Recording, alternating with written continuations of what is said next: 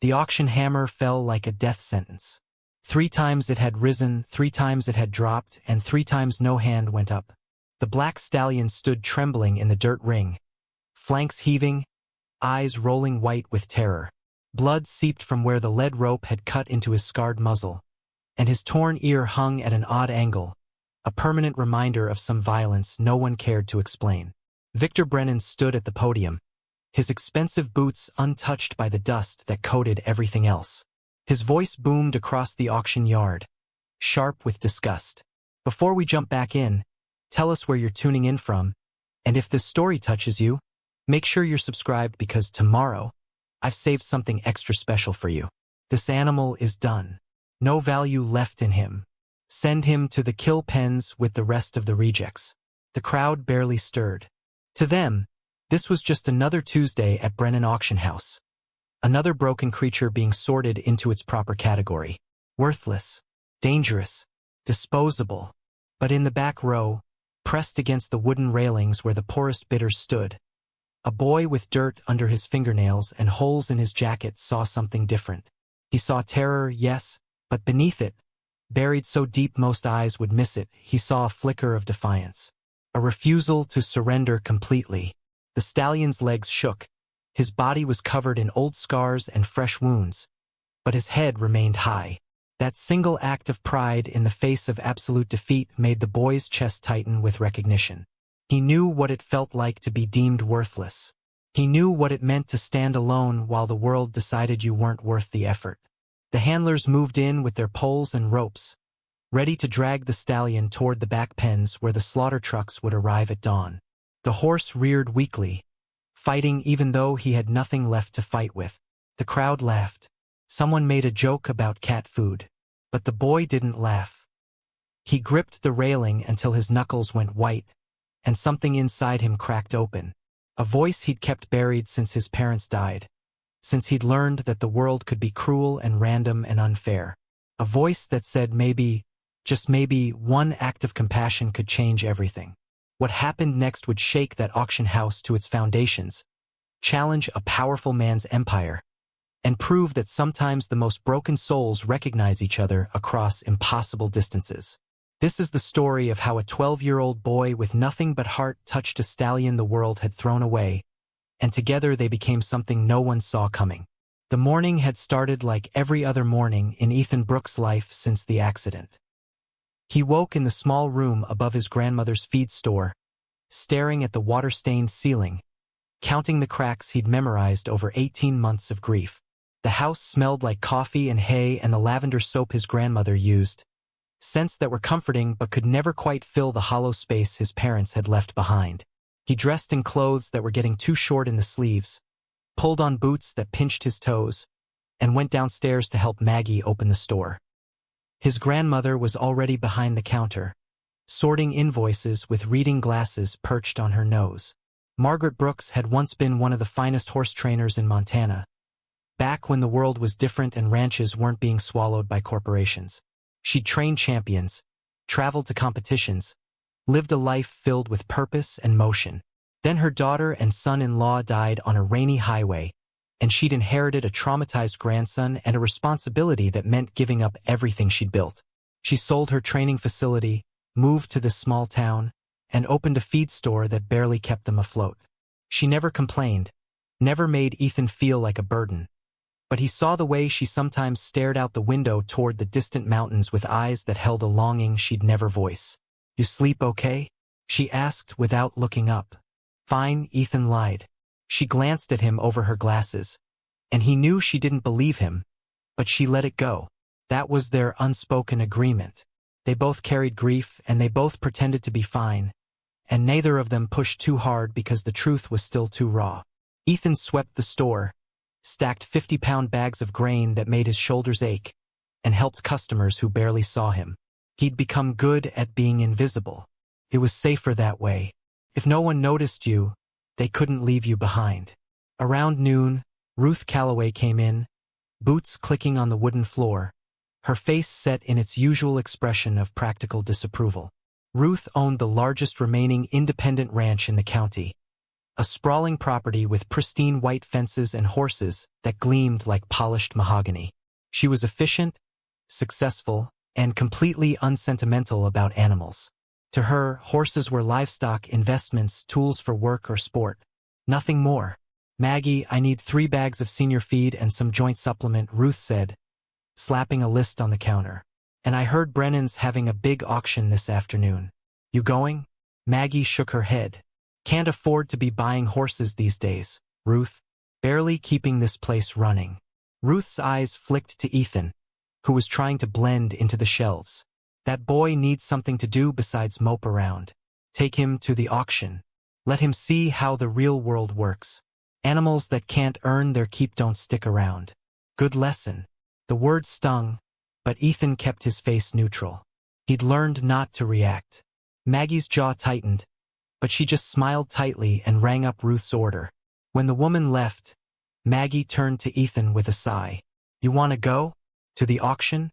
Ethan shrugged, trying to seem indifferent, but something flickered inside him. He'd never been to a livestock auction before. His parents had lived in the city, far from this rural world of dirt roads and mountains. He'd only learned about ranching and animals since coming to live with Maggie, absorbing information like a sponge, but never quite feeling like he belonged. Still, the idea of seeing horses, of being somewhere other than the suffocating space between the feed store's walls, appealed to him. "Sure," he said quietly. They closed early and drove to Brennan Auction House in Maggie's ancient pickup truck that coughed black smoke and had a heater that only worked on one side.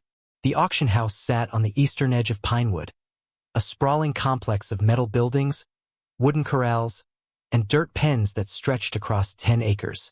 Pickup trucks and trailers filled the parking lot, and the air hummed with the sounds of livestock, people shouting, gates clanging. It was chaos wrapped in commerce, a place where animals were reduced to numbers and profit margins. Ethan followed his grandmother through the crowd, overwhelmed by the noise and smell. Cattle bellowed in distant pens. Sheep pressed against fences. And everywhere, horses. Some were sleek and beautiful, clearly valuable, led by handlers in clean clothes and expensive hats. Others were thin, muddy, frightened, their eyes dull with resignation. Ethan found himself drawn to those, the ones who stood with heads lowered, already defeated. The main auction ring was a circular dirt arena surrounded by wooden bleachers rising in tiers. Maggie found them seats near the back where the serious buyers sat in the good seats up front, close to the podium where Victor Brennan presided like a king over his domain. Brennan was a large man in his 50s, with silver hair, a deep tan, and a smile that never reached his eyes.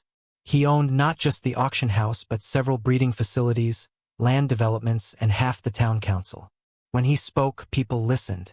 When he decided something had no value, that judgment was final. The auction moved fast. Horses were led into the ring, described briefly, bid on, and removed. Ethan watched the process with growing discomfort. The animals seemed terrified, handlers yanking on ropes, using electric prods to force movement. Preparing and narrating this story took us a lot of time. So if you are enjoying it, subscribe to our channel. It means a lot to us. Now back to the story. Some horses sold for thousands of dollars, others for a few hundred. And some, the ones who were lame or old or too wild, didn't sell at all. Those were led away through a different gate, toward pens Ethan couldn't quite see, and no one explained where they went next. But he could guess. He'd heard the whispered conversations in the feed store, the reality that not every animal got a happy ending. Then they brought out the black stallion. Ethan sat up straighter the moment the horse entered the ring. He was taller than most, probably 16 hands, with a coat so dark it seemed to absorb light. But it wasn't his size or color that caught Ethan's attention. It was the way he moved, limping on one front leg, head tossing against the rope, fighting even though fighting only brought him pain. His face was a mess of scars, one ear torn and hanging crooked, and his eyes showed too much white, the classic sign of terror. But there was something else there too, a spark that hadn't been extinguished despite whatever horrors had brought him to this moment. "This animal has been through 3 auctions," Brennan announced, his voice dripping with contempt. "Untrainable, aggressive, through every rider we put on him. He's got a bad leg, damaged ear, and a temperament that makes him dangerous. I'm starting the bid at 500, but honestly, folks, you'd be better off passing. He's bound for the kill buyer anyway. The crowd murmured. A few people snickered. No hands went up. Brennan dropped the opening bid to 300. Then 2. Then 1. Still nothing. The stallion reared against the handler's rope, his hooves striking air, and people actually moved back, as if his defiance was contagious. Brennan's face darkened with irritation. Fine. No bid. Send him to the back pens. Dale Patterson, the livestock handler holding the rope, hesitated for just a moment. Dale was a weathered man in his 40s who'd worked at the auction house for 15 years. He'd seen thousands of animals come through, learned to harden his heart, to see them as inventory rather than living beings. But even he seemed uncomfortable with this particular horse. There was something in the stallion's eyes that made him look away, some accusation he didn't want to face. Come on, you worthless piece of... Dale muttered, yanking hard on the rope. The stallion screamed, a sound so raw and full of rage and terror that it silenced the entire auction house. People froze. Even Brennan paused. And in that moment of perfect quiet, Ethan stood up. Wait, he said. His voice was small, barely audible, but Maggie heard it. She grabbed his arm, pulling him back down. Ethan, no, don't. But Ethan shook her off, his heart hammering so hard he could hear it in his ears. He didn't know what he was doing, didn't have a plan, but something deep inside him, some instinct he didn't know he possessed, was screaming that he couldn't let this happen. He pushed his way down the bleachers, stumbling over boots and bags, ignoring the annoyed shouts of people he bumped. He climbed over the railing and dropped into the dirt ring before anyone could stop him. The crowd gasped. Maggie stood, her face pale with horror. Dale froze, rope still in hand. And Victor Brennan's expression shifted from surprise to cold anger. Boy, get out of the ring, Brennan ordered. But Ethan didn't move. He stood there in his too small jacket and muddy boots, facing a horse that outweighed him by 1,000 pounds. A horse everyone had declared dangerous and worthless. The stallion's eyes locked onto him, nostrils flaring, body tense and ready to bolt or attack. For a long moment, they simply stared at each other. The boy who'd lost everything. The horse the world had thrown away. Two broken creatures recognizing something fundamental in each other. Ethan took a step forward. The crowd held its breath. Dale started to move to intervene, but something in the boy's posture made him pause. Ethan moved slowly, hands at his sides, making himself as unthreatening as possible. He'd watched his grandmother work with frightened horses years ago, before everything fell apart. He remembered her voice saying that fear responded to calm, that panic fed on panic, that sometimes all a terrified animal needed was someone willing to be present without demand. He took another step. The stallion's ears flicked forward, torn one moving independently. Another step. The horse's nostrils quivered, scenting him, trying to determine if this was another threat or something different. Ethan was close enough now to see the individual scars on the horse's face, the cuts around his mouth from harsh bits, the wounds on his legs from ropes and kicks and things Ethan didn't want to imagine. I see you, Ethan whispered, so quietly only the horse could hear. I know what it's like when everyone looks at you and sees nothing worth saving. He lifted his hand, slowly, giving the stallion every chance to bolt. His fingers trembled. One wrong move and those hoofs could end him. But he kept moving, inch by inch, until his palm hovered near the horse's muzzle. The stallion's whole body shook, muscles twitching, ready to explode into violence. But he didn't. Instead, with a shudder that ran through his entire frame, the horse lowered his head and pressed his scarred nose into Ethan's small hand. The contact lasted maybe 3 seconds, but in those seconds, everything changed. The auction house erupted in shocked murmurs. Maggie's hand covered her mouth. Dale stood frozen, rope slack. And Victor Brennan's face went from anger to something calculating, something that recognized value where he'd seen none before. Ethan felt the horse's breath against his palm, hot and rapid, felt the trembling that ran through both of them. And he made a choice. He turned to face Brennan, his voice stronger now. "I want to buy him." The words hung in the air like a challenge. Laughter rippled through the crowd. Brennan's mouth curved into a smile that held no warmth whatsoever. "You? A kid with probably $50 to his name wants to buy a horse? That's precious. Get out of my ring before I have you thrown out." But Ethan didn't move. He stood there with one hand still touching the stallion, feeling the horse's heartbeat against his palm.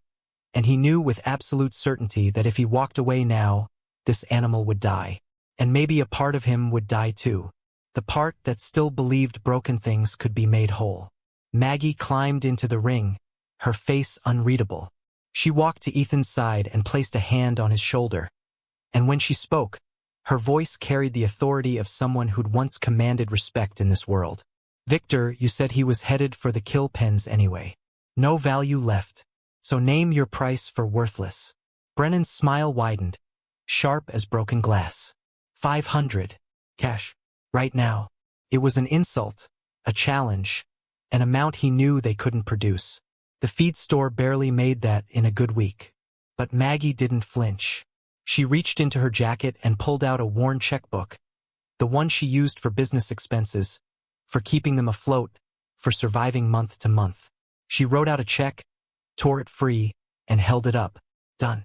The silence that followed Maggie's declaration stretched thin as wire.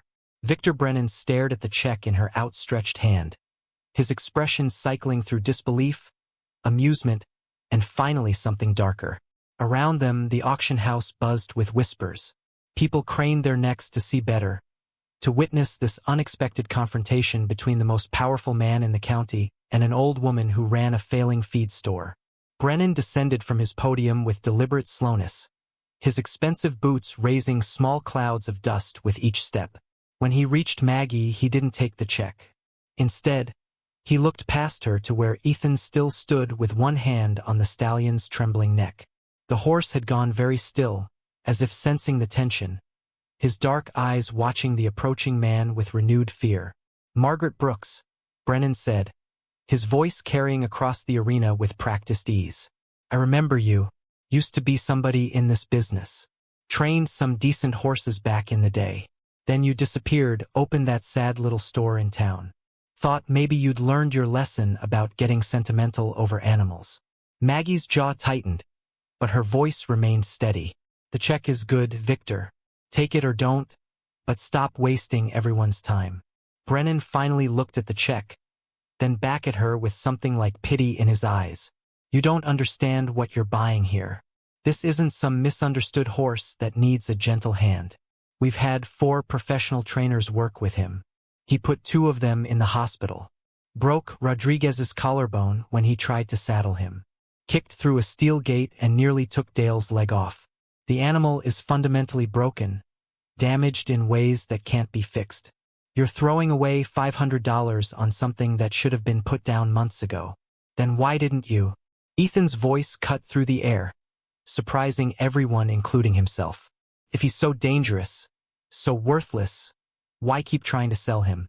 Brennan's attention shifted fully to the boy, and Ethan felt the weight of that gaze like a physical thing. The man's eyes were cold, calculating, the eyes of someone who measured everything in terms of profit and loss. Because horses cost money to dispose of properly, boy. Bullets aren't free. Transport to the rendering plant costs fuel.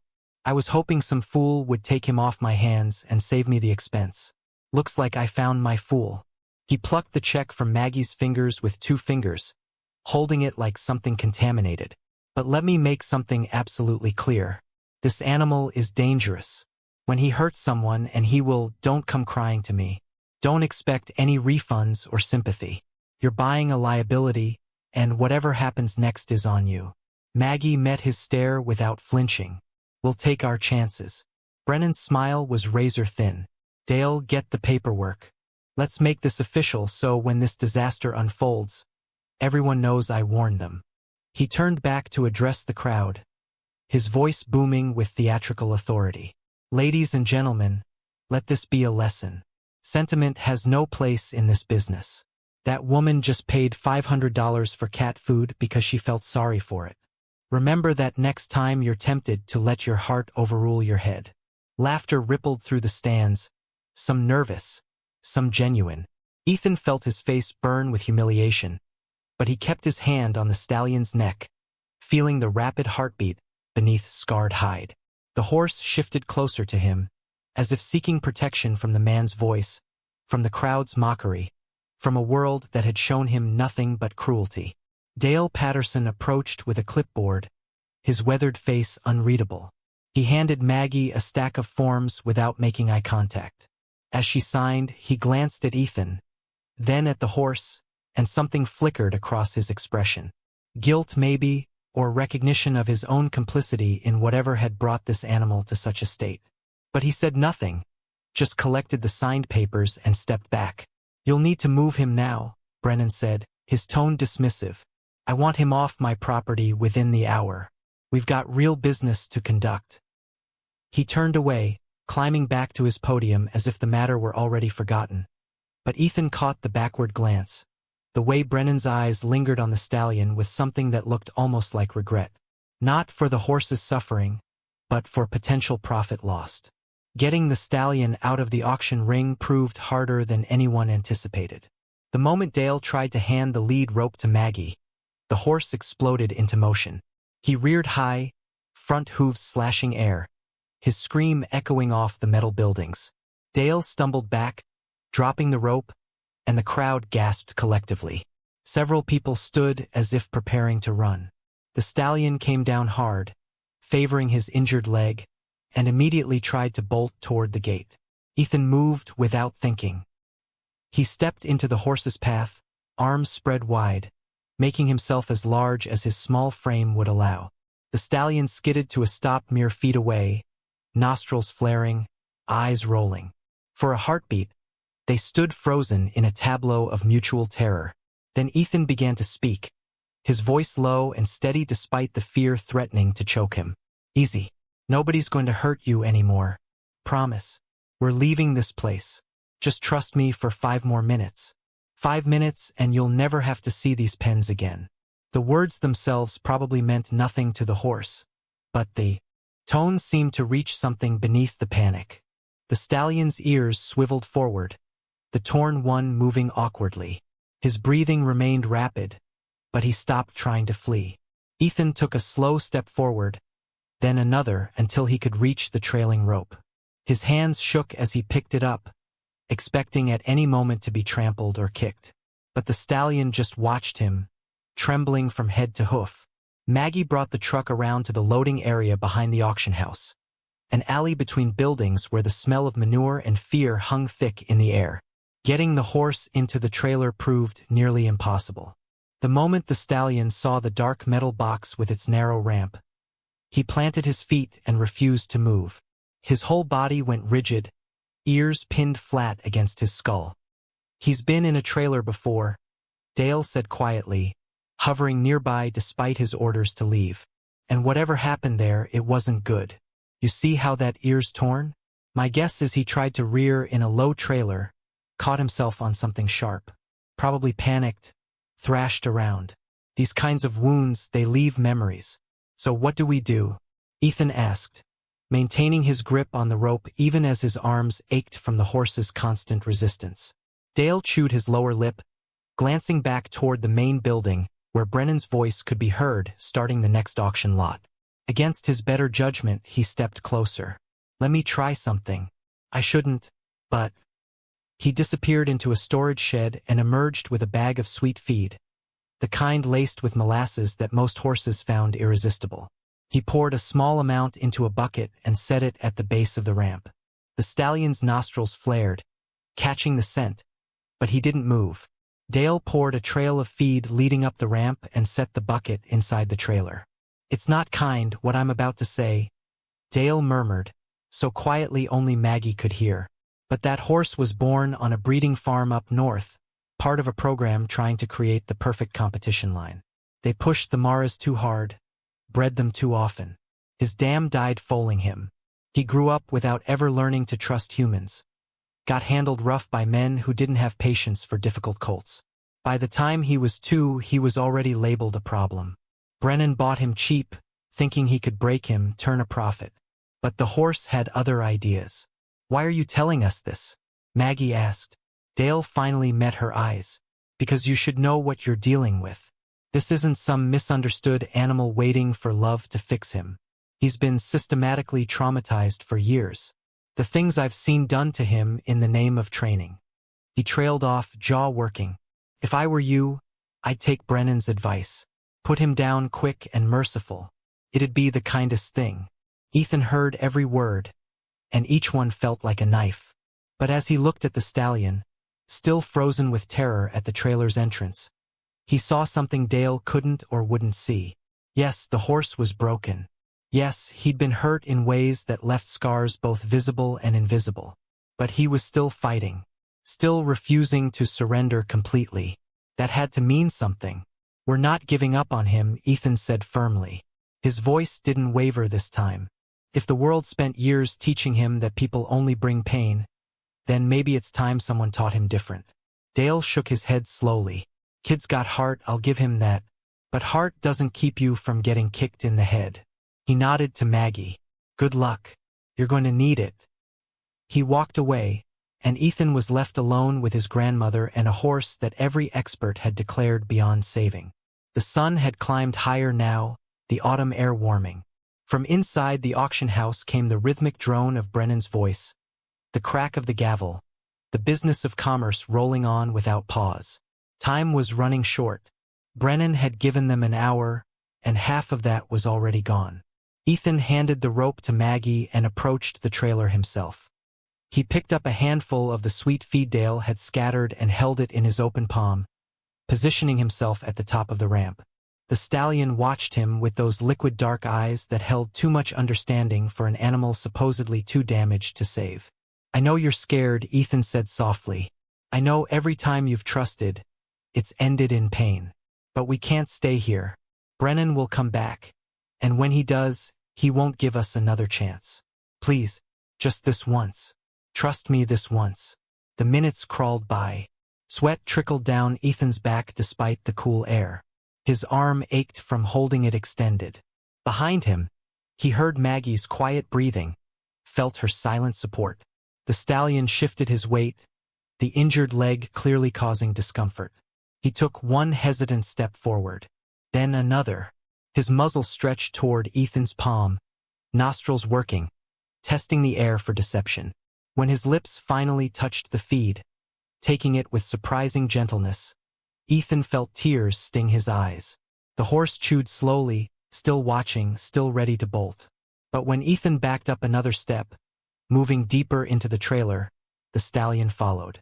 One step, two, three, and suddenly he was inside, cramped in the narrow space, breathing hard, eyes showing white again. Maggie moved with practiced speed, securing the trailer's rear gate while Ethan slipped out the side escape door. The moment the gate clanged shut, the stallion screamed and began thrashing. The entire trailer rocked on its wheels. Metal shrieked as hooves struck walls. Maggie gripped Ethan's shoulder, pulling him back to a safe distance. "He'll settle," she said, but her voice shook slightly. "Give him a minute." They didn't have a minute. Victor Brennan emerged from the auction house, flanked by his son Tommy, a lanky teenager who'd inherited his father's cruel smile. The older man's face darkened when he saw the trailer still parked in his loading area. "I said 1 hour. You've got 10 minutes before I call Sheriff Barnes and have you cited for trespassing." "We're leaving now," Maggie replied curtly, moving toward the truck's driver door. But Brennan wasn't finished. He approached the trailer, ignoring Maggie's warning to stay back, and peered through the slats at the terrified horse inside. The stallion immediately lunged at the opening, teeth bared, and Brennan jerked back with a curse. "That animal should be destroyed," he said flatly. "It's not just worthless. It's dangerous to everyone around it. You're making a mistake that's going to end with someone hurt or dead. Mark my words. Then it's our mistake to make." Ethan shot back, surprising himself with his own boldness. "You didn't want him. You called him garbage. So what do you care what happens now?" Brennan's eyes narrowed. "I care because when that beast hurts you, it'll be my reputation on the line." People will say I sold a dangerous animal to a child and an old woman who didn't know better. So let me be crystal clear, boy. When this goes wrong, and it will, I want everyone to remember I warned you. I want it documented that I told you this horse is fundamentally broken and beyond rehabilitation. He pulled out his phone and began recording. State your names for the record. Margaret Brooks and Ethan Brooks, Maggie said wearily. And yes, Victor, we understand the horse has behavioral issues. We accept full responsibility. Are we done here? Not quite. Brennan kept filming. I want the boy to say it. Say you understand this horse is dangerous and worthless. Ethan looked directly into the camera lens. His young face set with determination that made him look older than his 12 years. His name isn't worthless. It's Midnight. And he's only dangerous because people like you made him that way. But that's going to change. Brennan lowered the phone, his expression unreadable. You named it already. That's rich. Tell me something, kid. What makes you think you're special? What makes you think you can fix what professional trainers couldn't? Ethan glanced at the trailer where Midnight had finally quieted. His dark eye visible through the slats, watching. Because I know what it's like when everyone looks at you and decides you're not worth the effort. When people see you as a problem instead of a person. When you're just something to be managed or disposed of. And I know how much it means when someone finally sees you different. The words hung in the air between them. For just a moment, something flickered across Brennan's face. Not sympathy exactly, but perhaps the faintest recognition of shared humanity. Then it was gone. Replaced by the cold businessman's mask. Touching speech. Won't change reality, but touching nonetheless. He gestured toward the exit. Get off my property. And when you come crawling back begging me to take that animal off your hands, remember I gave you every chance to walk away. They drove home in tense silence, the trailer swaying behind them with each bump in the road. Every time it jostled, Ethan's stomach clenched, imagining Midnight thrashing inside, re-injuring himself, his terror mounting. But they had no choice except to keep moving forward. Behind them, the auction house shrank in the mirrors, and with it, that chapter of Midnight's life closed. But ahead lay something equally daunting. They were taking a traumatized, dangerous horse to a property barely equipped to handle him, with no real plan beyond keeping him alive. Maggie's knuckles were white on the steering wheel, and Ethan knew she was wondering the same thing he was. What had they just done? And how were they possibly going to survive what came next? As they passed through Pinewood's main street, people stopped to stare. Word had already spread. The crazy woman and her grandson had bought Brennan's reject horse, the one scheduled for slaughter. Some faces showed curiosity, others pity. A few displayed outright scorn. Ruth Calloway stood outside the hardware store and shook her head slowly as they drove past. Her expression saying everything without words. Fools. The Brooks Feed and Supply sat at the edge of town. A weathered building with peeling paint and a sagging roof that Maggie kept promising to fix when money allowed. Behind it stretched 2 acres of mostly overgrown pasture, bordered by leaning fences that had seen better decades. An old barn listed slightly to one side, its red paint faded to rust. It wasn't much, but it was theirs. And now, for better or worse, it was Midnight's home too. Unloading proved even harder than loading. When Maggie opened the trailer gate, Midnight exploded backward, nearly trampling her in his desperation to escape. He hit the ground running, his injured leg causing him to stumble but not slow down. He raced the fence line, searching for a way out, his screams echoing across the quiet neighborhood. Curtains twitched in nearby houses. Dogs barked in response. Ethan watched helplessly as the horse ran himself ragged, crashing against fences, slipping in mud near the water trough, wild with panic. Every instinct screamed at him to do something, to somehow make this better, but Maggie held his arm. Let him run, she said quietly. Let him see the space, learn the boundaries. Chasing him now will only make it worse. So they stood together in the fading afternoon light, watching a broken horse exhaust himself against barriers both physical and psychological. And Ethan wondered, not for the first time, if everyone had been right. If some damage went too deep to heal. If love and good intentions were enough to undo years of systematic cruelty. But then Midnight slowed, sides heaving, and turned to look at them across the pasture. His dark coat was slick with sweat. His torn ear twitched, and in his eyes, beneath all the fear and rage, Ethan saw that same spark he'd recognized in the auction ring. The refusal to surrender completely. The tiny ember of hope that maybe, just maybe, this time would be different. That's when Ethan knew. This wasn't going to be easy. There would be setbacks and struggles and moments when giving up seemed like the only sane option. But he also knew he would never regret the check his grandmother had written. The choice they'd made to stand against the tide of voices declaring this horse worthless. Because Midnight wasn't worthless. He was wounded. And wounded things, given time and safety and patience, could heal. Ethan had to believe that. About the horse. About himself. About the possibility that broken pieces could be made whole again. As the sun touched the horizon, painting the Montana sky in shades of amber and rose, Ethan whispered a promise across the pasture to the trembling stallion. I see you, and I'm not giving up. No matter what anyone says, no matter how long it takes, you're worth saving. The horse stood motionless in the gathering dusk, his silhouette dark against the dying light. And though he was still too afraid to approach, too traumatized to trust, he stayed. He didn't run to the farthest corner. He didn't try to destroy the fence. He simply stood, watching the boy who dared to touch him, and perhaps, in his own way, he made a promise too. To try, to stay, to see what came next. The first night was a symphony of chaos. Midnight refused to settle, his hoofbeats a constant percussion against the earth, as he paced the fence line in the darkness. Each time a car passed on the distant road, he spooked, crashing against the wooden rails with force that made Ethan wince from his bedroom window. Sleep became impossible.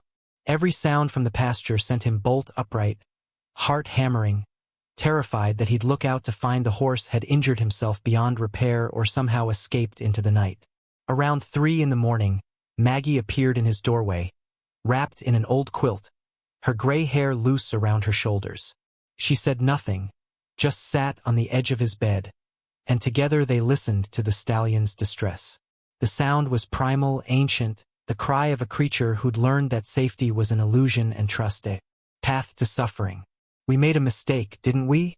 Ethan whispered into the darkness. Maggie was quiet for a long moment. Maybe. Or maybe we're just at the beginning of something that doesn't look like we thought it would. Hard to tell the difference sometimes. By dawn, Midnight had worn a path in the mud along the eastern fence, and Ethan found himself staring at a horse that looked, if possible, worse than he had at the auction. His coat was caked with dried sweat and dirt. His injured leg was swollen. Blood seeped from fresh scrapes where he'd thrown himself against the fence posts. The white blaze down his face was the only bright thing about him, a streak of defiance in an otherwise defeated picture. Ethan went to school that day operating on 0 sleep and a stomach twisted with anxiety. He couldn't focus on anything his teacher said. Math problems blurred into meaningless numbers. History became white noise. At lunch, he sat alone as usual, pushing food around his tray, his mind replaying the sound of Midnight's screams over and over. Tommy Brennan found him there. Victor's son was flanked by 2 other boys, all of them wearing identical smirks. Ethan's stomach sank. He'd managed to stay invisible at this school for over a year, avoiding the social hierarchies and cruelties of middle school by being utterly unremarkable. But apparently buying a horse at his father's auction had put him on Tommy's radar. Hey, it's the horse whisperer, Tommy announced loud enough for nearby tables to hear. How's your new pet? Oh wait, I heard from Dad. The thing spent all night trying to kill itself on your fence. Professional trainers couldn't handle him, but I'm sure you and your grandma will do great. Laughter erupted around them. Ethan kept his eyes on his tray, willing himself to be invisible again. But Tommy wasn't done. He pulled out his phone, and Ethan's heart dropped when he recognized the video. His father had posted it online. The clip showed Midnight lunging at the trailer slats, the vicious snap of his teeth, Brennan's voice narrating. This is the dangerous animal Margaret Brooks purchased despite repeated warnings. Got over 50,000 views already, Tommy said cheerfully. Dad's getting messages from people saying you should be investigated for animal cruelty, keeping a horse that aggressive. Sheriff Barnes might have to get involved. He leaned in close. You know what happens to dangerous animals, right? They get put down. And when your horse hurts someone, that's exactly what'll happen. You didn't save him. You just delayed the inevitable. The words followed Ethan through the rest of the day like ghosts. By the time he got off the school bus and trudged up the gravel drive to the feed store, his chest felt compressed, breathing difficult. What if Tommy was right? What if he'd made everything worse? Midnight would have been put down quickly at the auction house. Instead, he was suffering through a slow deterioration in a pasture he couldn't escape, cared for by people who had no idea what they were doing. He found Maggie in the store, restocking shelves with shaking hands. Her face was pale, eyes red-rimmed. When she saw him, she tried to smile, but it crumbled. Ruth Calloway came by today, she said quietly, along with Sheriff Barnes and Doc Grant. They received complaints about the horse. Noise disturbance, potential danger to the neighborhood. Doc Grant examined him over the fence. She paused, swallowing hard. He said Midnight's leg is badly injured, possibly beyond repair. His body condition is poor, and his mental state is, in his words, severely compromised. He recommended immediate euthanasia as the humane option. Ethan felt the floor tilt beneath him. No, they gave us 72 hours, Maggie continued, her voice hollow. If we can't show significant improvement in his condition and behavior by then, they'll obtain a court order. Barnes was apologetic, but he said he has to follow protocol. An animal deemed dangerous and suffering can be removed from owners who can't provide adequate care. The world narrowed to a pinpoint, 72 hours. 3 days to somehow reach a horse so traumatized he couldn't bear human proximity. 3 days to undo years of systematic abuse. It was impossible. Everyone knew it was impossible. Brennan knew it. Ruth knew it. Even Doc Grant, who genuinely cared about animals, knew it. They'd set a deadline that guaranteed failure. What do we do? Ethan asked, hating how small his voice sounded.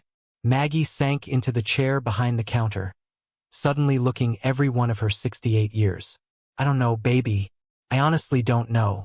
That evening, Ethan sat on an overturned bucket outside the pasture fence, watching Midnight stand rigid at the far corner. The horse hadn't touched the hay Maggie had thrown over the fence, hadn't drunk from the water trough despite the heat of the day. He simply stood, head high, ears pinned back, waiting for the next blow the world would inevitably deliver. We have 3 days, Ethan said aloud, though he knew the horse couldn't understand. 3 days before they take you away and kill you, and I don't know how to help you. I don't know anything about horses except what I've picked up from Gran. I'm just a kid who saw something in you and thought maybe we could both be less alone. The confession hung in the evening air. Midnight's ear flicked, the torn one moving separately, but he didn't approach, didn't acknowledge the words beyond that single gesture. The distance between them felt infinite. That night, Ethan lay in bed listening to the now familiar sounds of the stallion's pacing. But this time, around midnight, something changed. The hoofbeats stopped. Silence stretched, heavy and ominous.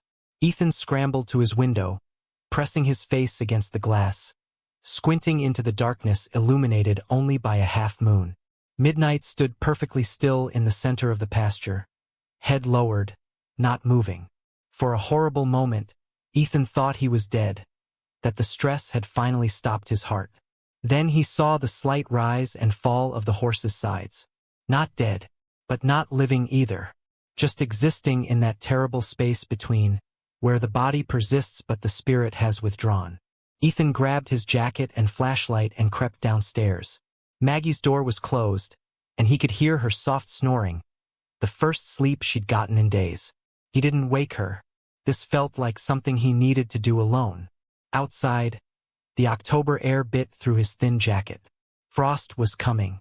They'd need to get Midnight into the barn soon. But how could they when he wouldn't let anyone within 20 feet? He approached the pasture fence slowly, flashlight off, letting his eyes adjust to the moonlight. Midnight remained motionless, a dark statue against darker earth. Ethan climbed through the fence rails, his heart hammering so hard he could hear it. This was stupid. Dangerous. If midnight spooked, those hooves could crush him before he even knew what was happening. But something drove him forward, some instinct that said the horse had reached a breaking point, and if he didn't act now, there would be nothing left to save. Step by careful step, Ethan crossed the pasture. Dew soaked through his sneakers. His breath came in visible puffs. When he was 10 feet away, Midnight's head came up. In the moonlight, his eyes gleamed, reflecting silver. They stared at each other across the space that separated predator from prey, human from animal, broken from broken. "I know you're tired," Ethan said softly. "I know you've given up. I see it because I've been there too. After my parents died, there was this moment where I just stopped. Stopped trying to connect with anyone. Stopped believing things could be different. I stood in the middle of my life like you're standing in this field, just waiting for it to be over." He took another step. Midnight's muscles tensed, ready to bolt, but he didn't move. Another step. The injured leg trembled under the horse's weight. But then Gran took me in. And she didn't try to fix me or make me talk about it or pretend everything was okay. She just let me exist. Made me breakfast every morning. Sat with me when the nights were bad. Gave me space to be broken without telling me I needed to hurry up and heal. And slowly, so slowly I barely noticed, I started coming back. 5 feet separated them now. Close enough that Ethan could see the scars that crisscrossed Midnight's hide in the pale light. Evidence of every human who'd decided he wasn't worth patience. Every hand that had struck instead of soothed. Every voice that had screamed instead of whispered. "I can't promise I know what I'm doing," Ethan continued. "I can't promise this won't hurt sometimes or that I'll always get it right. But I can promise that when you look at me, I'll always see you. Not a problem to fix. Not a mistake to dispose of. Just you. And that'll be enough." He extended his hand, palm up, offering nothing but presence. Midnight's nostrils flared, scenting the air. The moment stretched impossibly long. Then, with a shudder that ran through his entire frame, the stallion took one limping step forward. Then another, until his scarred muzzle hovered just above Ethan's palm. The contact, when it came, was feather-light. Just the barest touch of velvet nose against human skin. But it was contact. Choice rather than coercion. Trust offered in the smallest possible increment. Fragile as spider silk and twice as precious. Ethan's vision blurred with tears. He stood frozen, barely breathing, terrified of breaking the spell. Midnight's breath was warm against his hand. The horse's entire body still trembled, ready to flee at the slightest provocation. But he stayed. For those few eternal seconds, he stayed. Then a dog barked in the distance, and the moment shattered. Midnight jerked back, wheeled, and galloped to the far corner of the pasture, his injured leg barely slowing him. Ethan stood alone in the center of the field, hands still extended, feeling the ghost of that touch like a brand. He returned to the fence to find Maggie standing there in her nightgown and boots, tears streaming down her weathered face. "I saw," she whispered. "Oh, Ethan, I saw." They went inside together as the first hints of dawn touched the eastern sky. Ethan fell into bed fully clothed and slept dreamlessly for 3 hours, the most rest he'd gotten since bringing Midnight home. When he woke, sunlight streamed through his window, and for a moment, he wondered if he'd imagined the entire Midnight encounter. But when he looked out toward the pasture, Midnight stood not at the far corner but in the middle of the field, head turned toward the house. Watching, waiting, still afraid, still damaged, but perhaps harboring the tiniest seed of possibility that this time might be different. Maggie made breakfast, pancakes and eggs, food Ethan barely tasted. They ate in silence, the weight of the 72-hour deadline pressing down on them. 60 hours left now. How did you prove improvement in a horse so traumatized that simply standing near humans was an act of courage? Around 9, an unexpected visitor arrived. Dale Patterson pulled up in a dusty truck, his weathered face uncertain as he climbed out. Ethan and Maggie met him in the yard, both wary. Dale had been part of Midnight's trauma. Another human who'd handled him roughly, contributed to his fear. What was he doing here? Dale removed his hat, turning it in his hands. I shouldn't be here. Brennan would fire me if he knew. But I couldn't stop thinking about that horse. About the things I've seen done to him. The things I did to him. He met Ethan's eyes. I'm not here to give advice. I don't have any right to that. But I know where he came from. And I thought maybe if you understood his story, really understood it, you might have a better chance. They sat on Maggie's porch and Dale began to talk. The story that emerged was worse than Ethan had imagined. Midnight had been born on a corporate breeding facility that treated horses like manufacturing products. His mother had been bred every year, pushed to produce foals with specific traits for the competition circuit. When she died giving birth to Midnight, he became an orphan in a system that had no patience for motherless colts. He never learned normal herd behavior, Dale explained. Never had a mare to teach him boundaries or safety. The handlers were rough, treated him like a nuisance. By the time he was weaned, he'd already learned to fear humans. Then they started training him too young, trying to rush him to market. Harsh bits, heavy hands. When he resisted, they got harsher. What happened to his ear? Ethan asked quietly. Dale's jaw tightened. Caught it on a low beam when they tried to force him into a starting gate. He panicked, thrashed so hard he tore it half off. They didn't even treat it properly. Just let it heal however it would. Said it gave him character. The callousness of it made Ethan's stomach turn. And his leg? Multiple injuries. He jumped a fence trying to escape, caught himself on barbed wire. Kicked through a stall door when they tried to confine him. Every time he acted out, the response was more force, more punishment. By the time Brennan bought him, he was already what you see now. Brennan thought he could break him, sell him as a project horse. But Midnight was beyond breaking. He'd learned that humans only bring pain. So why are you telling us this? Maggie asked. Dale stood, settling his hat back on his head. Because you asked me earlier why I was warning you, and I realized I was trying to absolve myself. Trying to make myself feel better by saying I warned you, so whatever happens isn't my fault. But the truth is, it is my fault. Not just mine, but all of us who handled him. We created this. And if there's even a chance you can undo some of that damage, then maybe it means those scars weren't for nothing. He walked to his truck, then turned back. One more thing. Midnight's real name, the one on his papers, is Dark Sovereign. His dam was Evening Queen, a mare with one of the gentlest temperaments I ever saw. He came from sweetness. Whatever he is now, that's not who he was meant to be. After Dale left, Ethan sat on the porch steps, processing everything.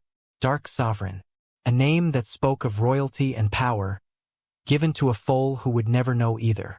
Changed to Midnight by a boy who saw him in his darkest hour and still found light. The weight of it pressed against his chest. Gran, Ethan said slowly, I think I've been doing this wrong. Maggie settled beside him. How so? I've been trying to make him trust me, to prove I'm different.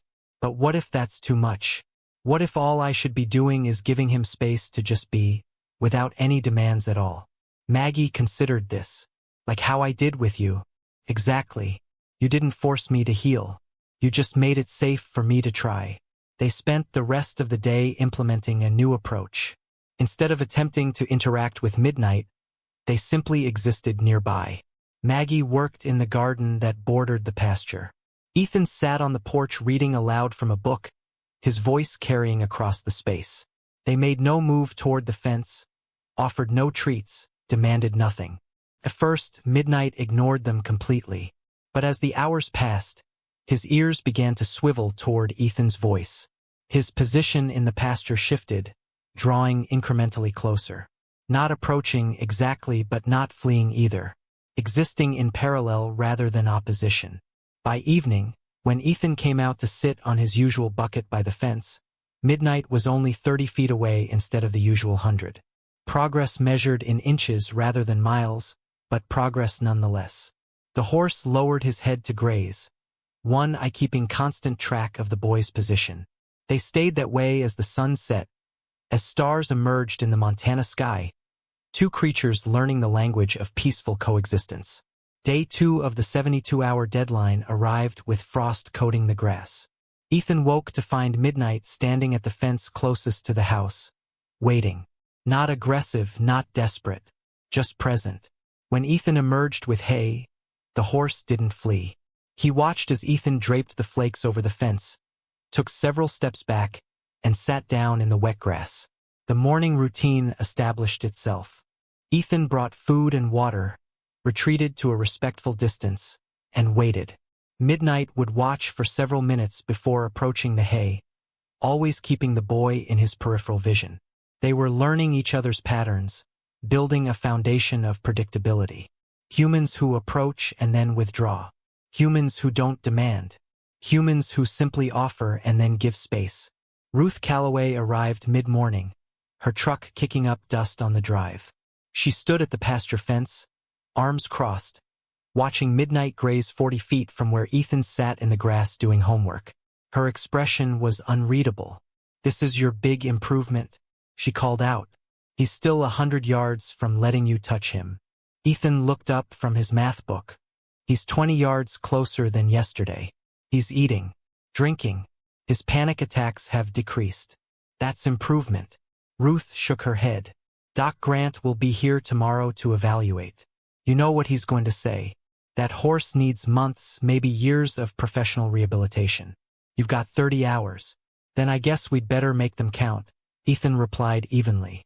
After Ruth left, Maggie brought out lunch and sat with Ethan in the grass.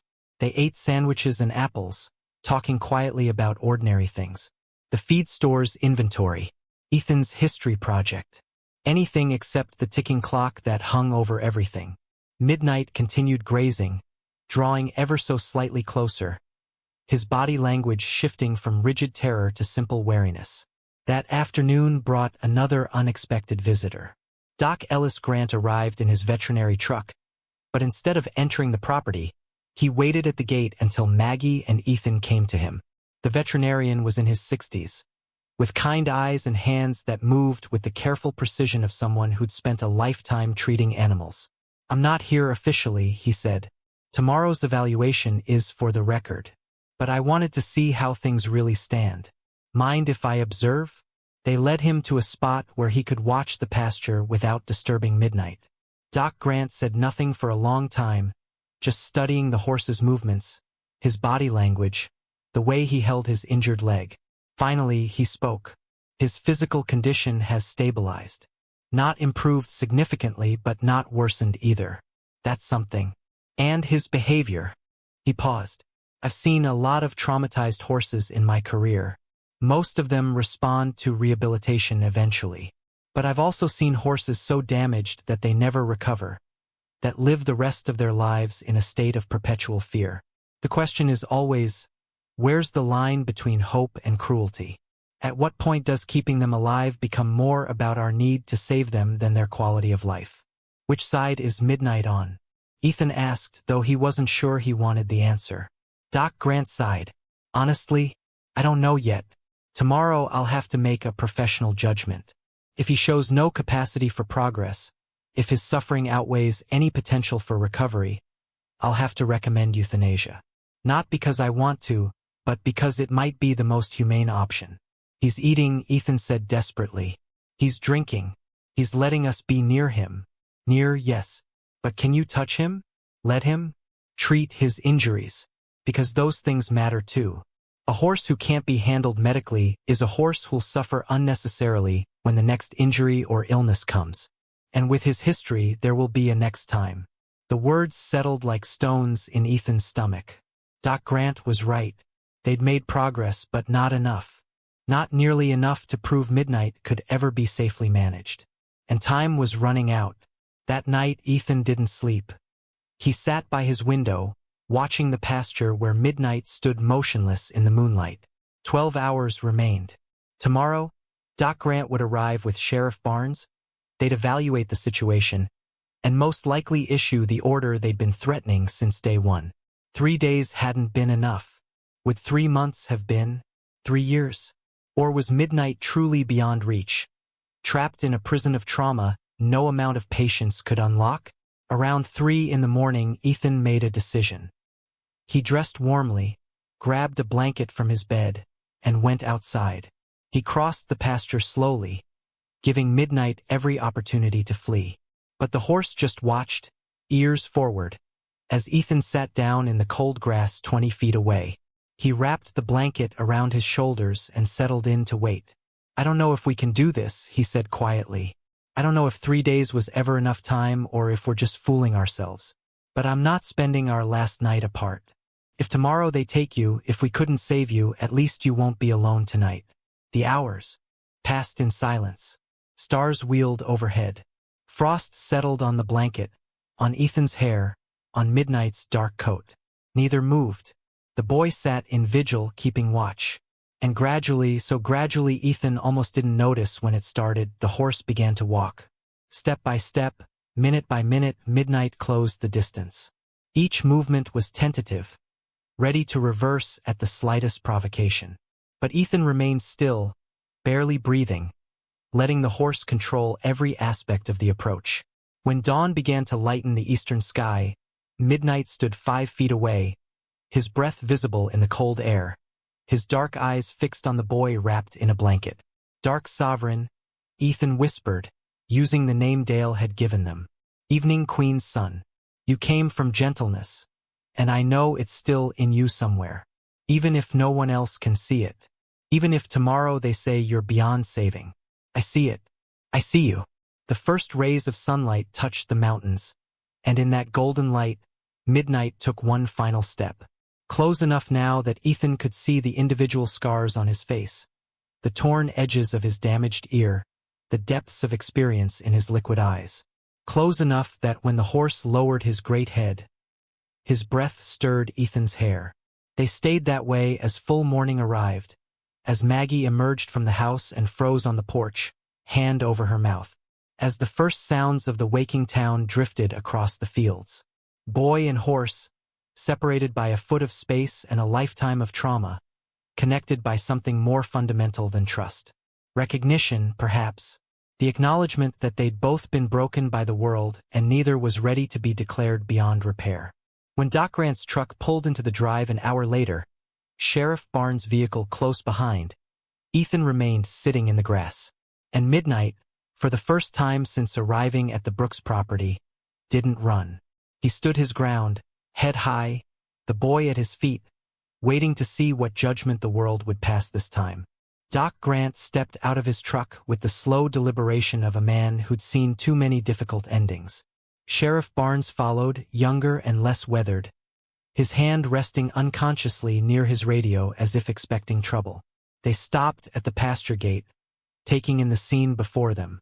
Ethan sat cross-legged in the frost-dampened grass, blanket around his shoulders, exhaustion written into every line of his small frame. And standing mere feet away, close enough to strike if he chose, stood Midnight. The horse's head was high, ears forward, watching the new arrivals with obvious tension. His injured leg trembled slightly under his weight, but he didn't bolt, didn't scream, didn't throw himself against the fence in mindless panic. He simply stood, positioned between the boy and the approaching men like a living barrier, however fragile. Maggie met the officials at the gate, her face pale but composed. Before either man could speak, she held up a hand. "I know what you're here to do. I know what the deadline was. But I'm asking you to look, really look, before you make your decision." Doc Grant's trained eyes swept the scene, cataloging details. The horse's coat, while still bearing scars, had been brushed recently. The water trough showed clear evidence of use. The hay was scattered but eaten. And most significantly, the animal's body language, while wary, lacked the frantic desperation he'd observed during his first visit. Barnes shifted uncomfortably, clearly out of his depth. This wasn't a domestic disturbance or traffic violation. This was about evaluating suffering in a creature that couldn't speak its own experience. The vet moved slowly toward the fence, his movements practiced and unthreatening. Midnight's muscles tensed, his nostrils flaring, but he held his position. Doc Grant stopped 10 feet from the rails, giving the horse space. From his medical bag, he pulled a clipboard and began his official evaluation, speaking his observations aloud for the record. Subject is a black stallion, approximately 4 years old, bearing multiple old injuries and scars consistent with previous reports. Current body condition score is 3 out of 9, indicating severe undernourishment. Visible injuries include torn right ear with evidence of improper healing, swelling in left foreleg suggesting chronic soft tissue damage or possible fracture, and numerous superficial wounds in various stages of healing. Each clinical word felt like a nail in a coffin. Ethan's throat tightened, but he remained motionless, afraid that any movement would shatter whatever fragile piece Midnight had found. The doctor continued his assessment, noting respiratory rate, eye condition, and behavioral indicators. When he finished, he lowered the clipboard and simply watched for several long minutes. The silence stretched unbearably. A crow called from the pine trees bordering the property. Somewhere distant, a tractor engine rumbled to life. Normal sounds of a normal morning, while Ethan's world hung suspended, waiting for judgment. Finally, Doc Grant spoke, his voice carefully neutral. 3 days ago, this animal was in acute distress. Unable to be approached, unwilling to eat or drink adequately, exhibiting signs of severe psychological trauma manifesting in self-destructive behavior. Today, he paused, choosing his words with care. Today I see an animal still carrying significant physical and emotional wounds, but one who has achieved a baseline level of stability. Barnes cleared his throat. So what's your official recommendation, Doc? The veterinarian's jaw worked. By every standard guideline, I should recommend euthanasia. The injuries alone would justify it. Add in the behavioral issues, the prognosis for full recovery, the level of care required, and any logical assessment says this horse's suffering outweighs his potential quality of life. Ethan felt the words like physical blows. This was it. The end they'd been racing toward since the moment Maggie wrote that check. He'd failed. 3 days hadn't been enough. Would never have been enough. However, Doc Grant continued, and Ethan's head snapped up. Guidelines are created for typical cases. And there's nothing typical about what I'm observing here. He gestured toward the pasture where Midnight still stood guard over the boy. That horse has allowed a human to sit within striking distance for what I'm guessing has been hours. He's maintaining that position despite the presence of strangers, despite every instinct telling him to flee. That's not the behavior of an animal beyond reach. That's the behavior of an animal actively choosing connection despite his fear. So what are you saying? Maggie asked, hardly daring to hope. I'm saying I'm not comfortable issuing a euthanasia order based on what I'm seeing right now. The doctor met Barnes' eyes. From a medical standpoint, this horse needs extensive veterinary care. His leg requires proper examination and treatment. He needs dental work, nutritional rehabilitation, and ongoing monitoring. But none of that is possible unless he can tolerate human handling. The question isn't whether he's suffering. The question is whether there's evidence he can recover enough to make that suffering temporary rather than permanent. And what's your answer? Barnes pressed. Doc Grant looked at Ethan, still sitting motionless in the grass, then back at Midnight. 24 hours ago, I would have said no. Today, I'm seeing something that makes me want to say I don't know. And I don't know is not sufficient grounds for ending a life. The tension in Ethan's chest released so suddenly he gasped. Barnes rubbed his face, clearly uncomfortable with the ambiguity. So what's the next step? We can't just leave things hanging indefinitely. I'm proposing a conditional extension, Doc Grant said, shifting into professional mode. 2 weeks. In that time, the Brooks family needs to demonstrate that this horse can receive basic medical care. If I can examine him properly, treat his injuries, and establish that he's capable of being managed safely, then we revisit the situation. If not, if he remains untouchable and his condition deteriorates, then we implement euthanasia as the humane option. Barnes nodded slowly. 2 weeks. But if there's any incident, any danger to people or property, that timeline gets cut short. Understood? Understood, Maggie said firmly. After the officials left, the property fell into stunned silence. Ethan remained sitting in the grass, hardly daring to believe they'd won a reprieve. 2 weeks. 14 days to bridge a gap that might require months or years to truly cross. The task ahead seemed impossibly large, but compared to the 3 days they just survived, it felt like a gift. Midnight shifted his weight, the movement drawing Ethan's attention. The horse was watching him with those deep, knowing eyes, and Ethan wondered what he understood of the morning's events. Did he know they'd fought for him? Did he recognize that the stakes had just been raised even higher? You heard him, Ethan said softly. 2 weeks to prove you're not beyond saving. No pressure or anything. The horse snorted, a sound that might have been agreement or dismissal. Then, in a gesture that stole Ethan's breath, Midnight lowered his head and nudged the boy's shoulder with his scarred muzzle. The contact lasted barely a second before the horse pulled back. But it happened. Deliberate, gentle, a choice made freely rather than extracted through coercion or desperation. Maggie appeared with a thermos of hot chocolate and a sandwich Ethan was too exhausted to eat. She sat beside him, and together they watched the stallion return to his position near the center of the pasture. He was limping worse now, the extended time standing still having aggravated his injury. That leg needed treatment. But how did you treat a horse who couldn't be caught? The question haunted Ethan through the rest of that day and into the evening.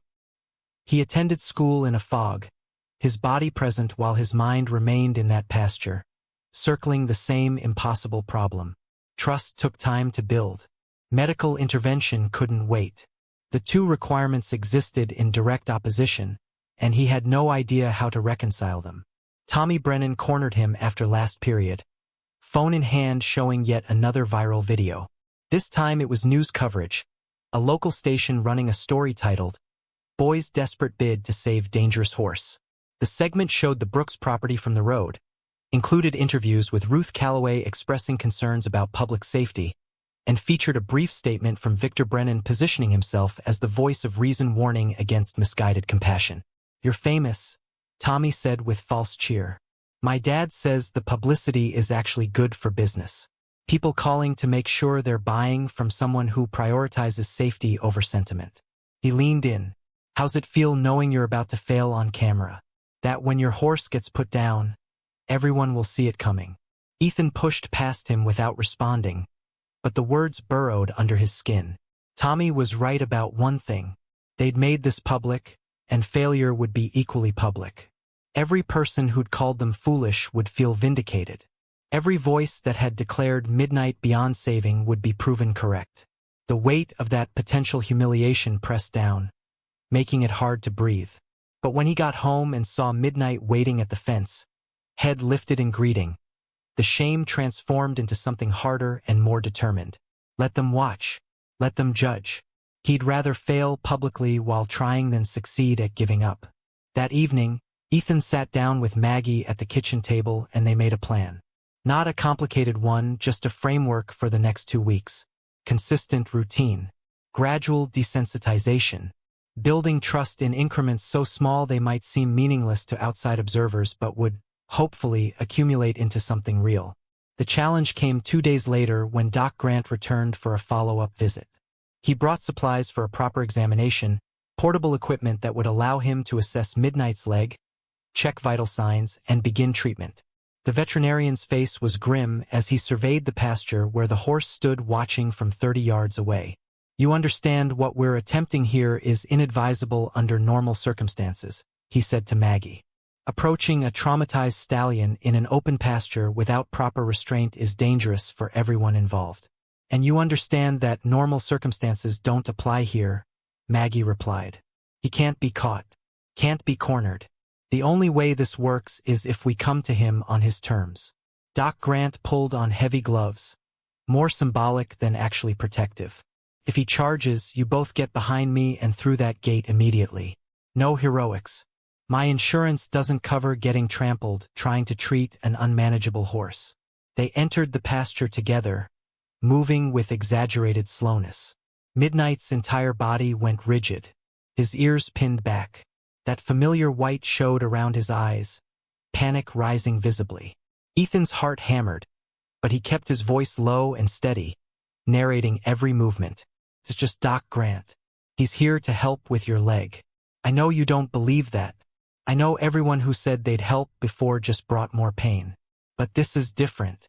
We're different. Please believe me." The horse didn't bolt, but he didn't approach either.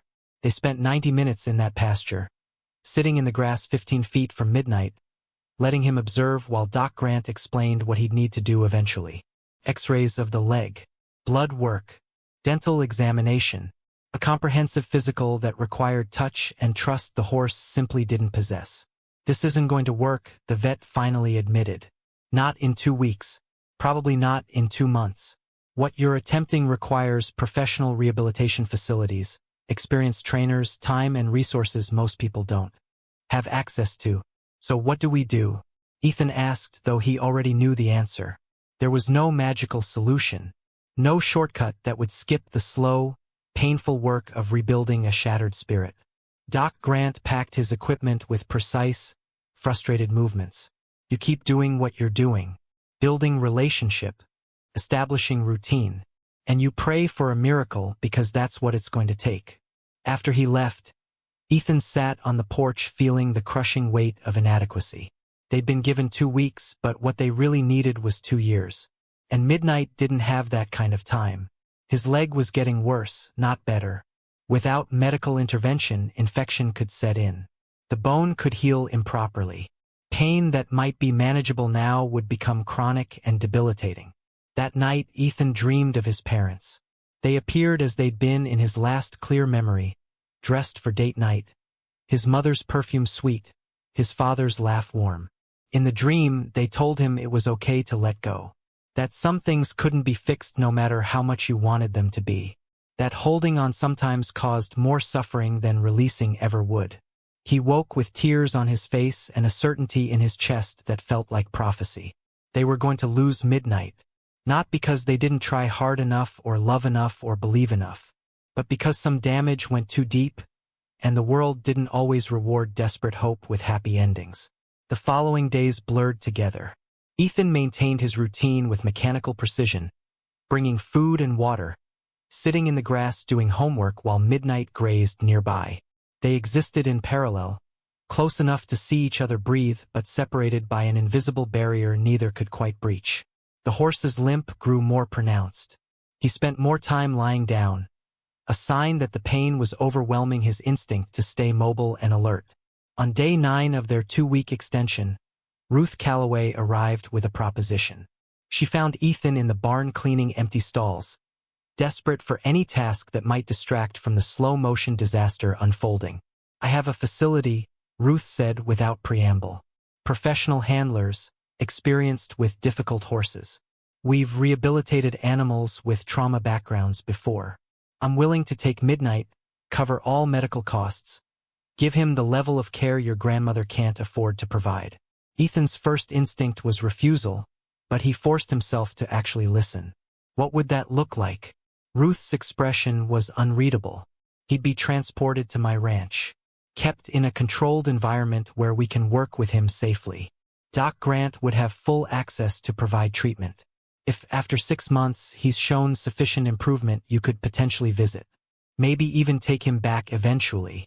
But probably not, Ethan said flatly. Ruth didn't insult him by lying. Probably not. The reality is that horses like him rarely recover enough to be family pets.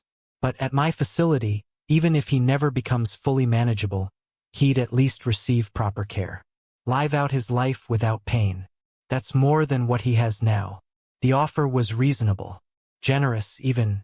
Ruth was known for running an ethical operation. Midnight would be fed, sheltered, treated by qualified professionals. It was objectively the better option. And yet something in Ethan recoiled violently at the thought of handing the horse over to strangers, no matter how competent. I need to think about it, he said. Ruth nodded. You have 4 days before Doc Grant's final evaluation. I suggest you think quickly. After she left, Ethan sat in the barn's dim interior, surrounded by the smell of hay and old wood, trying to untangle his motivations. Was he keeping Midnight because it was truly best for the horse? Or because he couldn't bear to fail, couldn't admit that his love wasn't enough to undo years of systematic trauma? The questions twisted through him like knives. That evening, he found himself back in the pasture, sitting in his usual spot while Midnight stood 20 feet away. The horse looked worse. His coat, which had briefly shown improvement, had dulled again. His ribs were more visible. The injured leg he now held completely off the ground, unwilling or unable to bear weight. "I don't know what to do," Ethan confessed to the silent horse. "Everyone says the smart thing is to let you go. Either to Ruth's ranch or to Doc Grant's needle. And maybe they're right. Maybe keeping you here is selfish. Maybe I'm causing more suffering by holding on."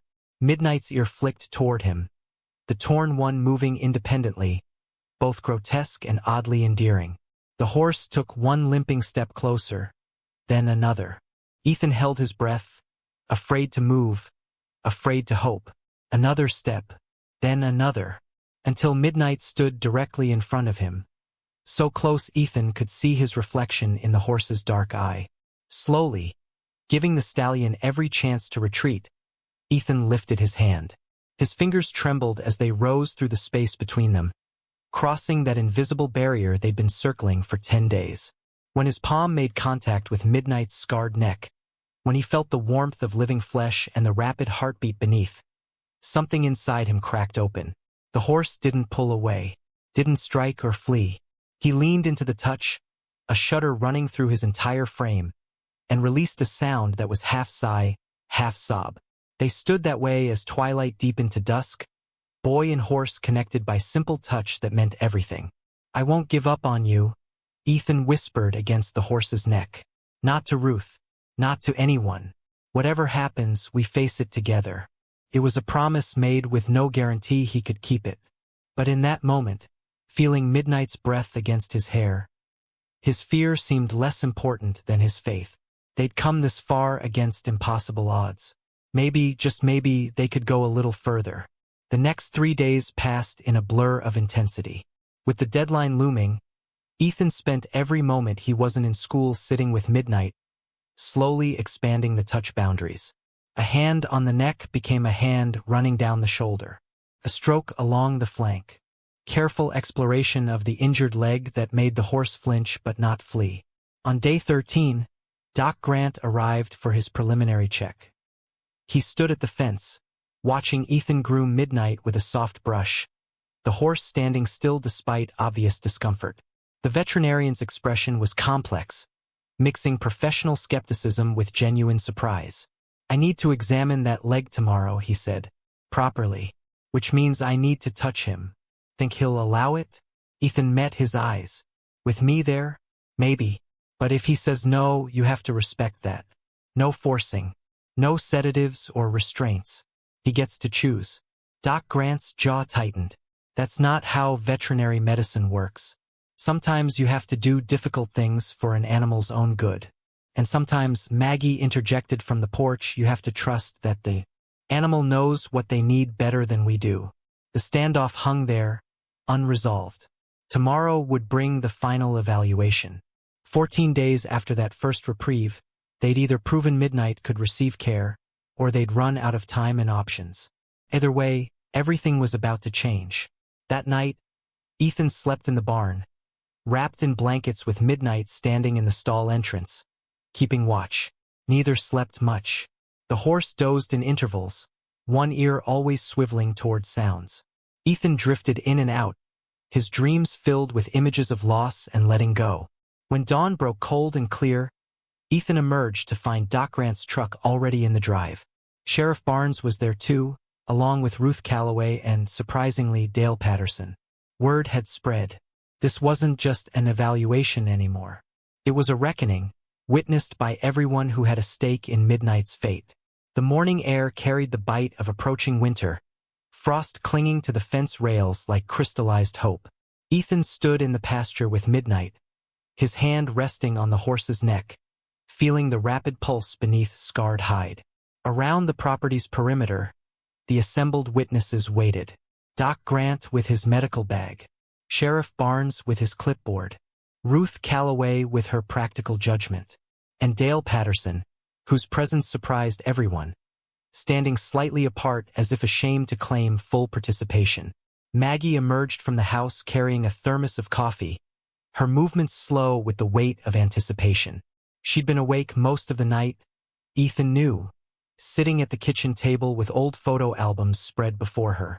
Pictures of horses she'd trained decades ago, of competitions won, of a life built around understanding these magnificent creatures. She'd given up that world for him, and now he was asking her to risk everything on a horse most people had written off as hopeless. Doc Grant approached the gate first, setting his bag down with deliberate care. His weathered face was unreadable as he surveyed the scene. Ethan could feel Midnight's muscles tensing beneath his palm, the horse's entire body vibrating with barely contained flight response. Every instinct was screaming at the stallion to run. Yet he remained still, trusting the boy's touch enough to override thousands of years of prey animal evolution. Before we begin the official evaluation, the veterinarian said, his voice carrying across the quiet morning, I want to be clear about what I'm assessing. This isn't just about whether the horse will tolerate my presence. It's about whether he can receive the medical care he desperately needs.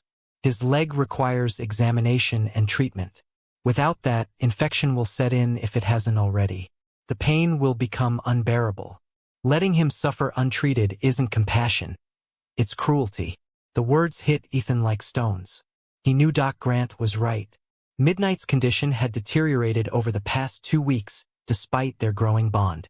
The injured leg was worse, held completely off the ground now. His breathing had developed a slight wheeze that worried Maggie. Time was running out in ways that had nothing to do with deadlines and everything to do with biology. I understand, Ethan said, his voice steadier than he felt. But he has to consent.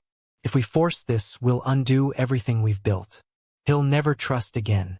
Ruth Calloway made a sound of impatience from her position by the fence. The boy's talking about a horse like it has the capacity to make informed medical decisions. This is exactly the kind of anthropomorphization that leads to poor outcomes. Maybe, Maggie interjected quietly, or maybe we've spent so long treating animals like objects that we've forgotten they're capable of communication, just not in languages we're used to hearing. Doc Grant held up a hand, forestalling further debate. Let's find out, shall we? He picked up his bag and approached the gate. Ethan, I'm going to enter the pasture. I'll move slowly and stop whenever Midnight shows distress. If at any point this becomes dangerous, I'm calling it off. Agreed? Ethan nodded, his throat too tight for words. He felt Midnight shift beneath his hand, the horse's head swiveling to track the veterinarian's approach. The torn ear flicked nervously, the whole one pressed back against his skull. Every line of the stallion's body screamed danger, threat, run. But Ethan kept his hand steady on that scarred neck, murmuring constant reassurance. It's Doc Grant. You've seen him before. He wants to help with your leg. Make the pain stop. I know you don't believe that. I know help has always meant hurt before. But this time is different. I promise you, this time is different. The gate creaked as Doc Grant opened it, the sound making Midnight flinch violently. For a heartbeat, Ethan thought he'd bolt. The muscles beneath his palm coiled like springs, ready to explode into flight. But the horse held, trembling from nose to tail, held by nothing more than a 12-year-old's touch and whispered promises. Doc Grant took one step into the pasture, paused. Another step.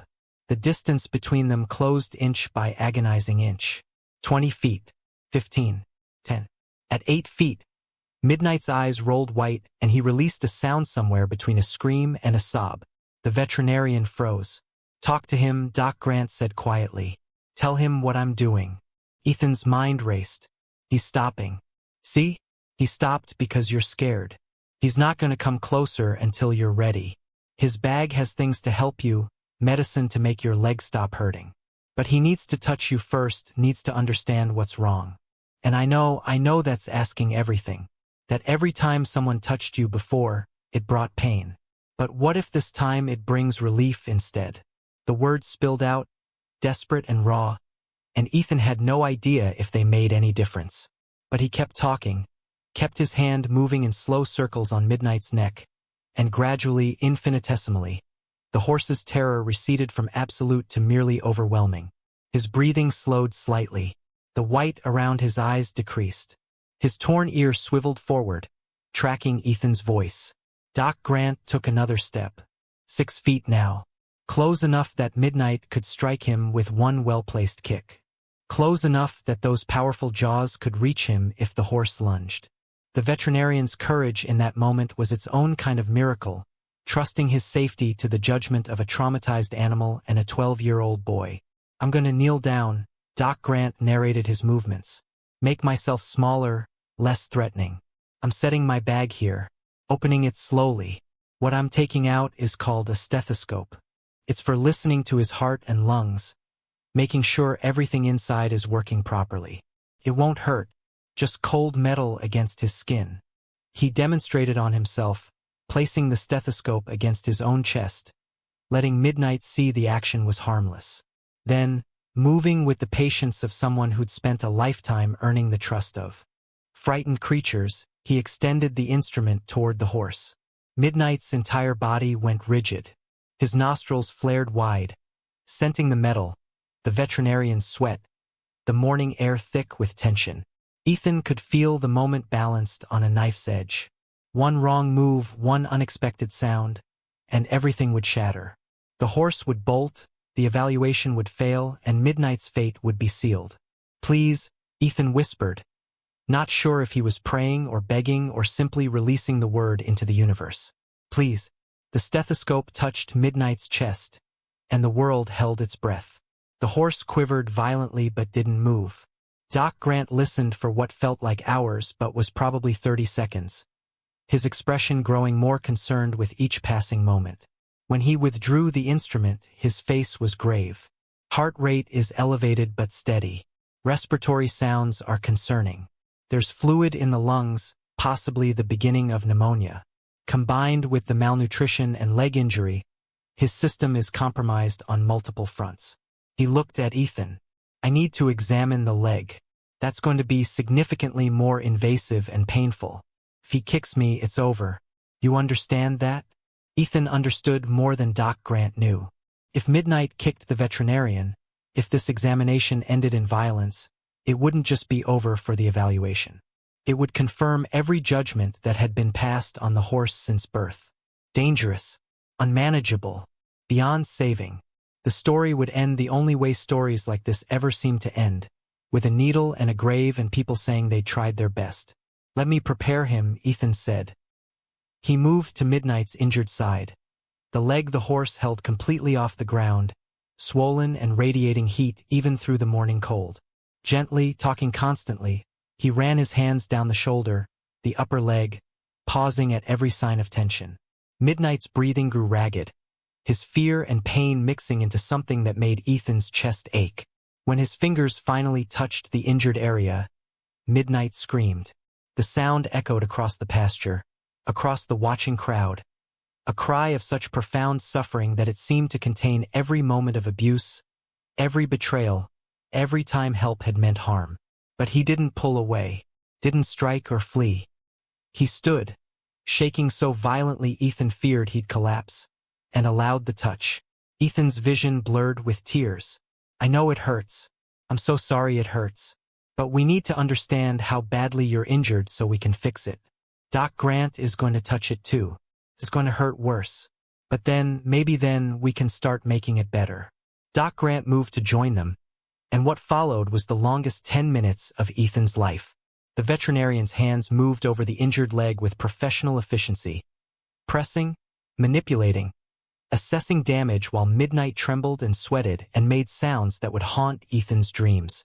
Twice the horse nearly collapsed, his good legs buckling under the combined weight of pain and fear. Each time, Ethan steadied him with nothing but touch and voice, a counterweight to decades of trauma. When Doc Grant finally stepped back, his expression was bleak. This fractured, old break that was never set properly, healed crooked. The swelling indicates active infection. Without immediate treatment, we're looking at systemic infection within days, possibly sepsis. He met Ethan's eyes. I need to get him to my clinic.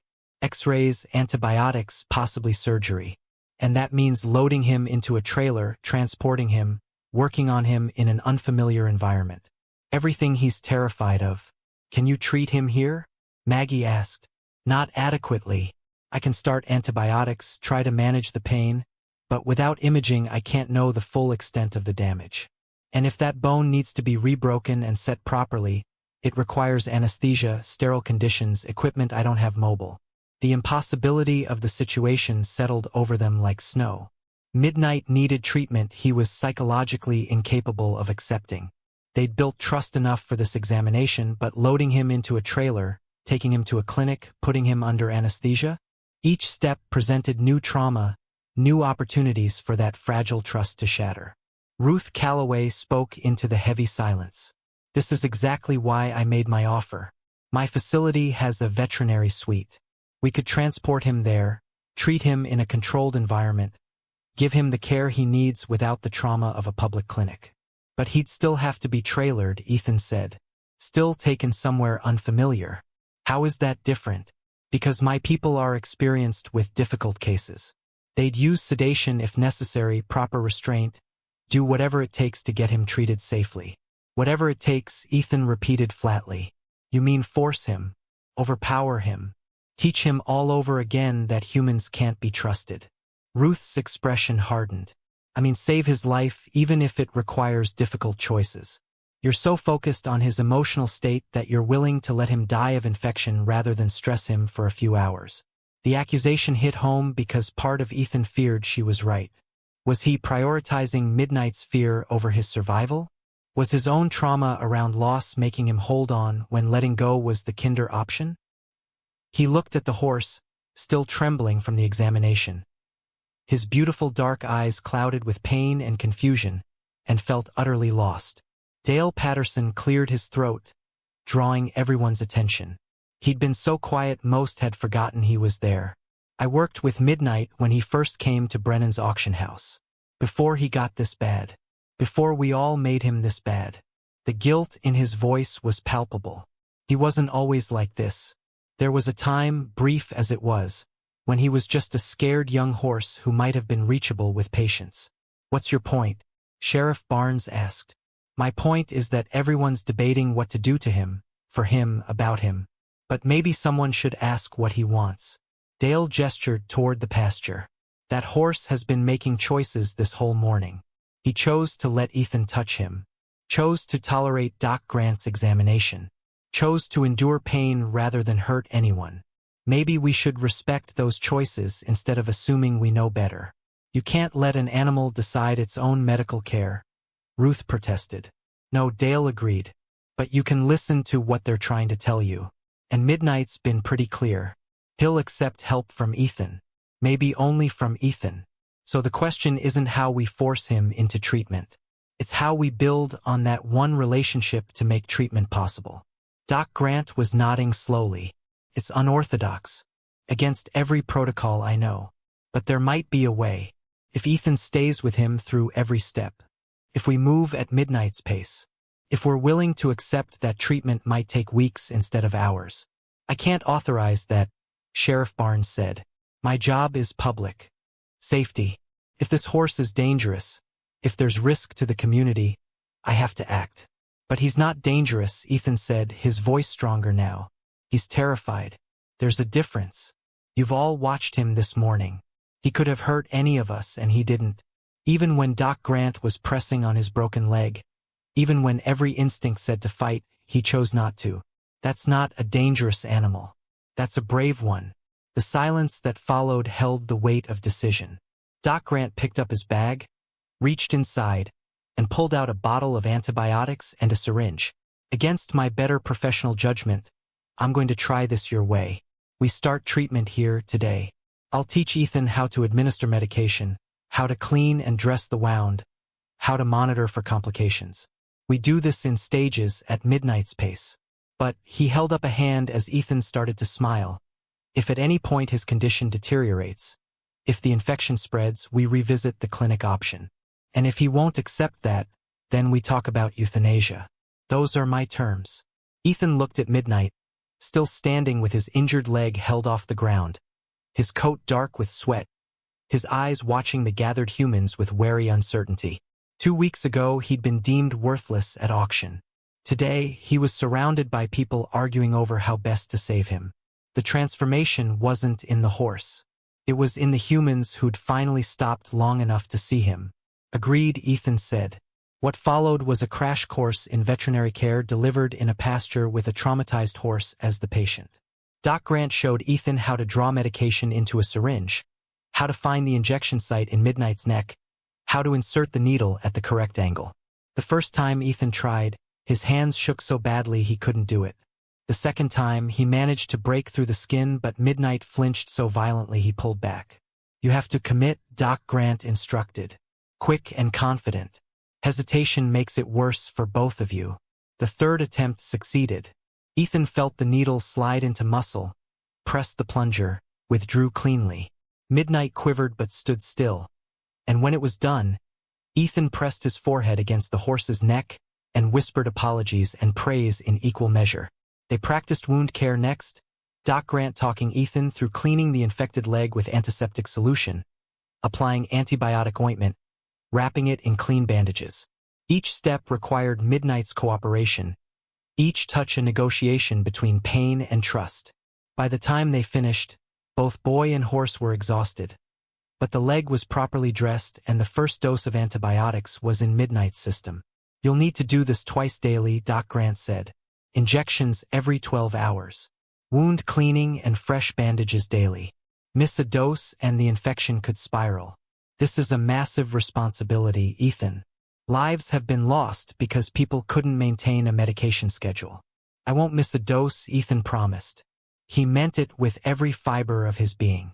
This horse had survived abandonment, abuse, and being declared worthless. Ethan would be damned if he survived all that only to be failed by someone forgetting to set an alarm. Sheriff Barnes made some notes on his clipboard. I'm gonna need weekly updates. Doc Grant will file reports on the horse's progress. Any signs of deterioration or danger, this arrangement ends. Understood? Understood, Maggie confirmed. The assembled witnesses began to disperse, each carrying away their own interpretation of what they'd seen. Ruth Calloway left shaking her head, convinced this was delayed disaster. Dale Patterson departed with something like hope in his eyes, as if Midnight's potential recovery might absolve some of his own guilt. Sheriff Barnes drove away with professional reservations barely concealed. Only Doc Grant lingered, watching Ethan settle Midnight back into his routine. The horse was limping to his water trough, finally willing to drink properly now that the worst of the examination was over. The veterinarian's expression was complex, mixing skepticism with reluctant admiration. I've been in this profession 40 years, he said to Maggie. Seen hundreds of abuse cases. Some recover. Most don't. The difference is never what I do. It's whether the animal has something to live for beyond survival. Someone who makes them believe life can be different than what they've known. You think Midnight has that? Maggie asked. Doc Grant gestured toward the pasture where Ethan sat in the grass, Midnight standing close by, the boy's hand resting on the horse's good leg. I think that boy gave him a reason to try. Whether it's enough, only time will tell. After he left, Maggie joined Ethan in the pasture. They sat together in companionable silence, watching Midnight graze with careful movements that favored his injured leg. The morning had been a marathon of stress, and exhaustion pulled at both of them. But beneath the fatigue lay something else. Not quite hope, too fragile for that. But possibility, maybe.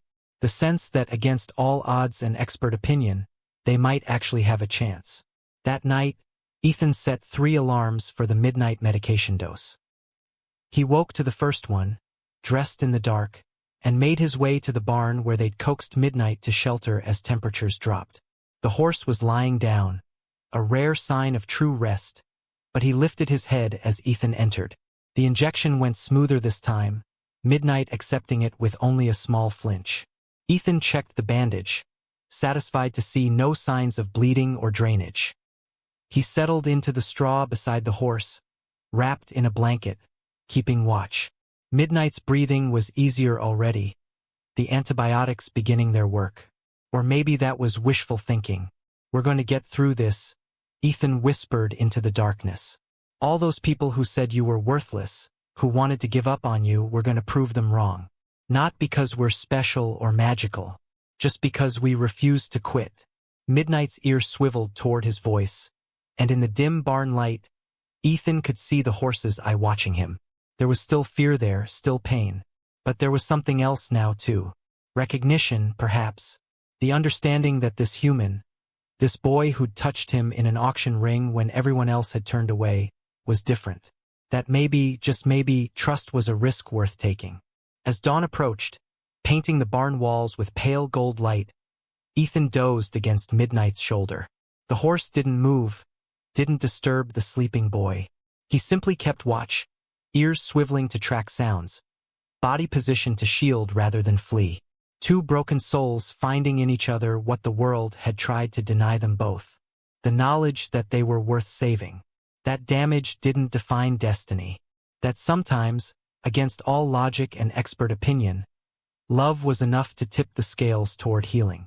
Up next, you've got two more standout stories right on your screen. If this one hit the mark, you won't want to pass these up. Just click and check them out.